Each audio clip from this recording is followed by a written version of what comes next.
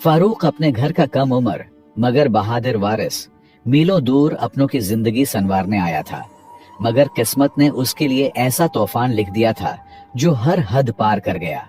लेकिन जब एक जवान लड़का कुछ करने की ठान ले तो कोई ताकत उसे तोड़ नहीं सकती। वो लम्हा जब हालात ने फारूक को झंझोड़ कर रख दिया, हर उम्मीद बुझती नजर आई, मगर यही वो मोड़ था जहां जिंदगी ने सबसे बड़ा सबक दिया। क्या फारूक टूट जाएगा या अपने हौसले से तकदीर को बदल कर रख देगा? ये कहानी हर उस शख्स के लिए है जो मुश्किलात के तूफान में अपनी किस्मत खुद तराशता है। वीडियो आखिर तक देखिए, बहुत कुछ सीख जाओगे। लिहाजा फारूक भारी जिम्मेदारी लिए और दिल पर माँ बाप और बहनों की मोहब्बत लिए मिस्र के नामालूम सफर पर रवाना हुए। कई फासिलों दूर वालदेन पर क्या गुजरेगा ये सोच रहा था, लेकिन मालिक को इनकार नहीं कर सका, क्योंकि पैसों की मजबूरी ने उसे हर किस्म सख्त मेहनत और मुसाफिरी को बर्दाश्त करने पर मजबूर कर दिया था। फारूक अकेला सफर पर न था, बल्कि सौदागर के 2 बेटे भी उसके साथ थे। तीनों ने सफर का आगाज किया, लेकिन जल्द ही फारूक को अंदाजा हो गया कि उसके साथी इस जैसे नहीं थे। सौदागर के बेटे नाजो नेमत में पले थे। वो जहां भी कोई अच्छा खाना देखते फौरन खरीद कर खाने लगते। दूसरी तरफ फारूक, जो एक एक अशरफी जोड़ कर आया था, उसे यूं बेदरीग खर्च करना मुनासिब न लगा। उसने पूरे रास्ते में सिर्फ एक जगह खाने पर पैसा खर्च किया और बाकी सफर सब्र के साथ गुजारा। ताजिर के बेटों ने कई बार खाने में फारूक को शरीक करना चाहा, मगर उसकी खुददारी ने हर बार उसे रोक दिया। वो किसी पर बोझ बनने के बजाय अपनी मेहनत की कमाई से खाना खरीद कर खाने को ज्यादा मुनासिब समझता था। यही बुलंद अखलाक और खुददारी ताजिर के दिल में जगह बना गई। दर हकीकत ऐसा किरदार ही इंसान को दूसरों के दिलों में जगह देता है और उसकी इज्जत में इजाफा करता है। रात के वक्त जब वो मिस्र पहुंचे तो फारूक ने नमाज अदा की और आराम के लिए लेट गया। सुबह होते ही उसने सौदागर के बेटों को जगाया और कहा, जल्दी करो, सामान उठाओ ताकि जल्दी वापस पहुंच सकें। लेकिन वो दोनों हंस कर बोले, तुम्हारा दिमाग तो ठीक है, इतनी दूर आए हैं, पहले शहर की सैर तो कर लें। फारूक, जो पहले ही वालिदैन के लिए फिक्रमंद था, अंदर ही अंदर गुस्से और बेचैनी में जल रहा था, लेकिन मजबूरी के मारे चुप रहा और उनकी बात मानने पर मजबूर हो गया। कई दिनों की सैर व तफरीह के बाद आखिरकार वो सामान उठाकर वापसी के लिए रवाना हुए। फारूक के लिए हर लम्हा 1 साल के बराबर लग रहा था। उसका दिल बीमार वालदेन और छोटी बहनों की याद में बेकरार था। वो चाहता था कि जल्द अज जल्द घर पहुंचकर अपनी कमाई वालदेन को दे दिया जाए ताकि उनकी मुश्किलात कम हो सकें। लिहाजा वो मिस्र से वापस हुए। जैसे ही वो अपने शहर पहुंचे, फारूक ने सुख का सांस लिया, क्योंकि वो पूरे सामान का जिम्मेदार था। उन्होंने सारा सामान सौदागर के हवाले किया और सौदागर ने जब फारूक की हिसाब किताब देखा तो खुश होकर फारूक को अलग से 200 अशरफियां इनाम के तौर पर दे दी। फारूक, जो खुददार तबीयत का मालिक था, इनाम लेने से झिझक रहा था, मगर जब सौदागर ने मोहब्बत से समझाया कि यह इसकी मेहनत का सिला है तो आखिरकार उसे कबूल करना पड़ा।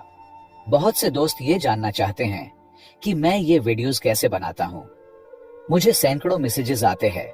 आपके मैसेज और कमेंट करने का बहुत शुक्रिया, लेकिन हर शख्स को कमेंट बॉक्स में अलग अलग जवाब देना मेरे लिए मुश्किल है।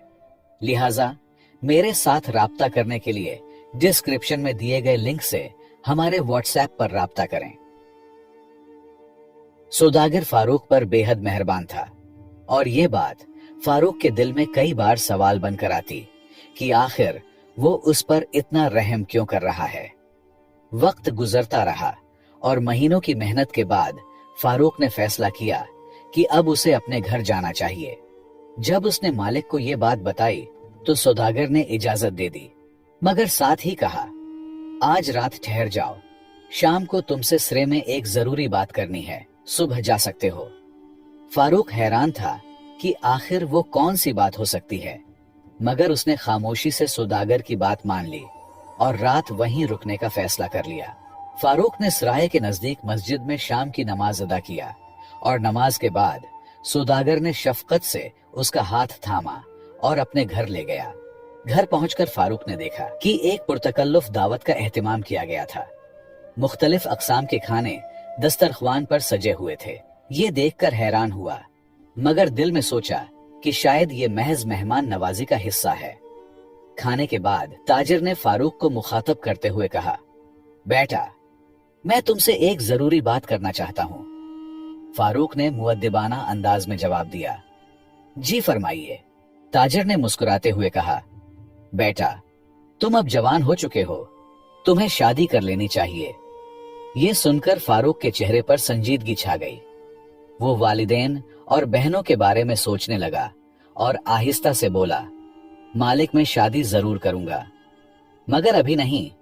इस वक्त मैं सख्त मुश्किलात में गहरा हुआ हूं। ये सुनकर ताजिर ने नरमी से कहा, बेटा, क्या मुश्किल है, मुझे बताओ। अगर मुमकिन हो तो मैं तुम्हारी मदद करूंगा।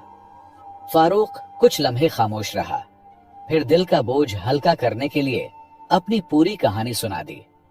गुर्बत, वालिदैन की उम्मीदें, बहनों की शादी की फिक्र और रोजी की तगुदाव। फारूक सब कुछ ताजिर को बताते हुए कम उम्री की वजह से अपने आंसू भी न रोक सके।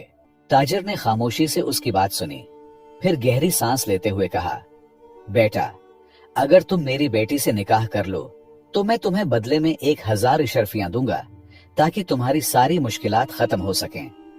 ये सुनकर फारूक को ऐसा महसूस हुआ जैसे उसके कदमों तले जमीन खिसक गई हो।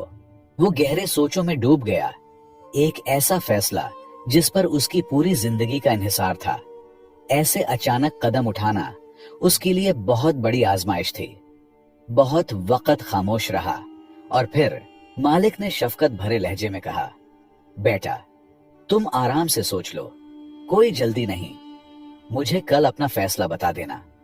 फारूक, जो गुर्बत की चक्की में पस रहा था, एक तरफ 1000 अशरफियों के सुनहरे ख्वाब उसे हाँ कहने पर मजबूर कर रहे थे, मगर दूसरी तरफ वालिदैन और बहनों के चेहरे इसकी आंखों के सामने घूमने लगे। वो जानता था कि उसके वालिदैन उसकी शादी की आस लगाए बैठे हैं और बहनें उसके सहारे पर जिंदगी गुजार रही हैं। एक अजीब कश्मकश उसके दिल में छा गई और वो पूरी रात इन्हीं सोचों में गुजार बैठा।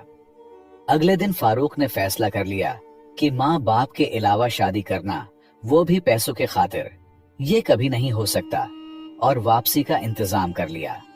वो ताजिर के पास गया और कहा, मालिक, मैं पहले अपने वालिदैन से मशवरा करना चाहता हूँ।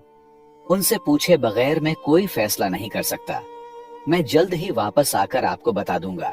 ताजिर, जो अपनी बेटी के निकाह के बदले फारूक को 1000 अशरफियां देने पर तैयार था, मुस्कुराकर बोला, ठीक है बेटा, पहले जाकर अपने वालिदैन की मर्जी मालूम कर लो, मगर वापसी जरूर करना। ये कहकर ताजिर ने फारूक की मजदूरी के पैसे अदा किए और कहा, जब दोबारा आओगे तो तुम्हारी 1000 अशरफियां तुम्हारी मुंतजर होंगी। बिल आखिर फारूक वहां से अपने घर की तरफ रवाना हुआ। रास्ते में वो वालिदैन के चेहरे तसव्वुर में लाता रहा, जो उम्मीद भरी नजरों से उसकी राह देख रहे होंगे, मगर किस्मत को कुछ और ही मंजूर था। रास्ते में अचानक डाकुओं का एक ग्रुप उस पर टूट पड़ा। वो न सिर्फ फारूक के पैसे और घोड़ा छीन कर ले गए, बल्कि उसे शदीद जख्मी भी कर दिया। फारूक बेबसी की तस्वीर बने जमीन पर गिर गया और बेहोशी ने उसे अपनी आगोश में ले लिया। आधा दिन गुजर चुका था जब फारूक को होश आया। जैसे ही उसकी आंखें खुलें, हकीकत का संगीन वार उसके दिल पर हुआ। कई महीनों की मेहनत और बाप का पाला हुआ घोड़ा 1 मिनट में जालिमों ने सब कुछ छीन लिया। वो खाली हाथ था। उस पर गम का पहाड़ टूट पड़ा और बेबसी की शिद्दत से उसकी आंखों से आंसुओं का सैलाब उमड़ आया। सहराई इलाका था। अल्लाह के सिवा कोई मदद करने वाला न था जो फारूक का मदद कर सके।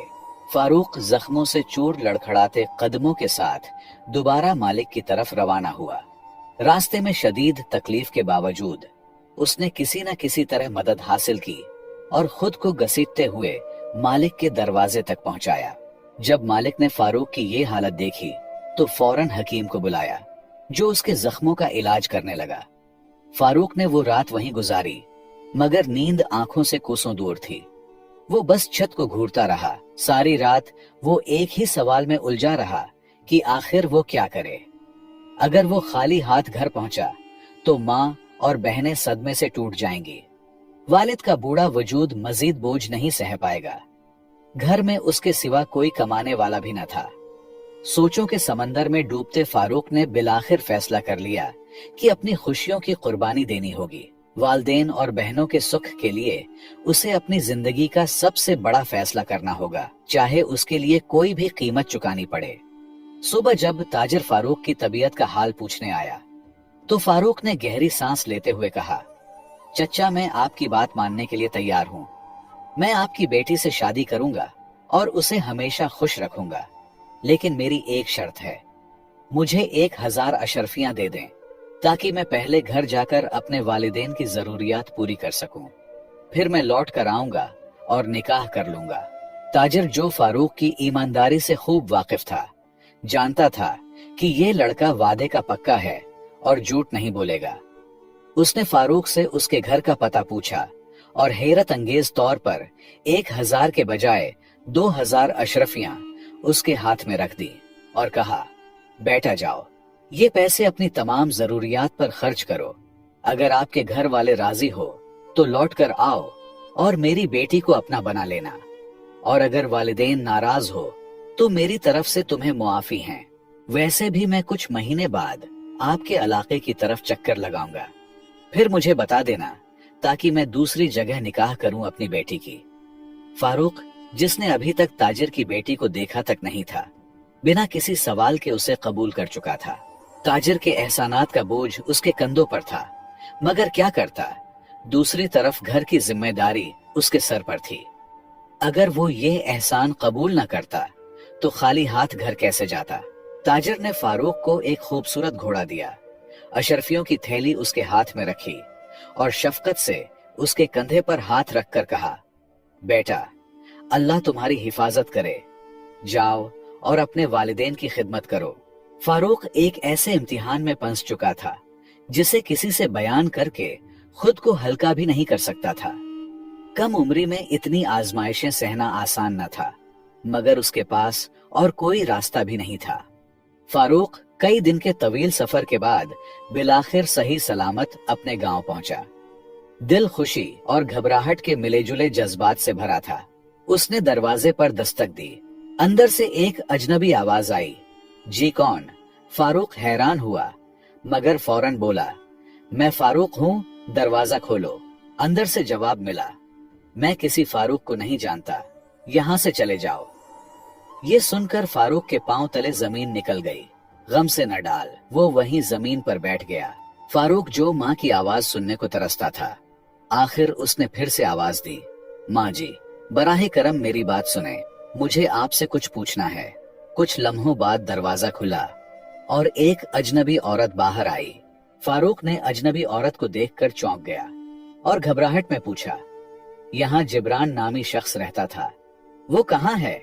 औरत ने हैरानी से उसे देखा और जो जवाब दिया वो फारूक के लिए एक और जलजले से कम न था। बूढ़ी औरत ने फारूक को अफसुर्दा नजरों से देखा और कहा, जिब्रान तो कई महीने पहले बहुत बीमार था, उसने ये घर हमें बेच दिया था और फिर कहीं चला गया।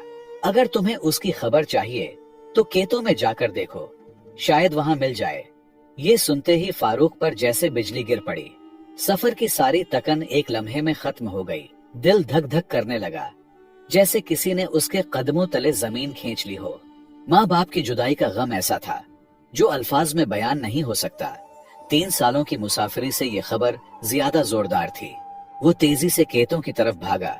वो परेशानी के आलम में करीब बैठे एक जमींदार के पास गया और बेताबी से पूछा, चचा, यहाँ जिब्रान नामी शख्स रहता था, आपको उसके बारे में कोई मालूमात हैं तो बताए। जमींदार ने फारूक की तरफ देखा, फिर एक गहरी सांस ली और जो अल्फाज कहे वो फारूक के लिए एक और कियामत से कम न थे। जमींदार ने फारूक को गौर से देखा और नर्म लहजे में पूछा, बेटा, तुम उसके क्या लगते हो? फारूक की आंखें नम हो चुकी थीं। उसने कांपती हुई आवाज में जवाब दिया, मैं जिब्रान का इकलौता बेटा हूँ। जमींदार ने बोझल दिल के साथ कहा, बेटा, तुम्हारे घर वाले अब खेतों से काफी दूर एक झोपड़ी में रहते हैं, वहां जाकर देख लो। मैं पूरा हकीकत नहीं बता सकता। ये सुनते ही फारूक का दिल जैसे मुट्ठी में आ गया। वो दीवाना वार झोपड़ी की जानिब दौड़ने लगा। प्यारे दोस्तों, मुझे उम्मीद है आपको ये कहानी अच्छी लगी होगी। और ये था कहानी का दूसरा किस्त। माजिरत के साथ पूरी कहानी एक वीडियो में बनाना मुश्किल होता है, इसलिए हमने उसे किस्तों में तकसीम किया है।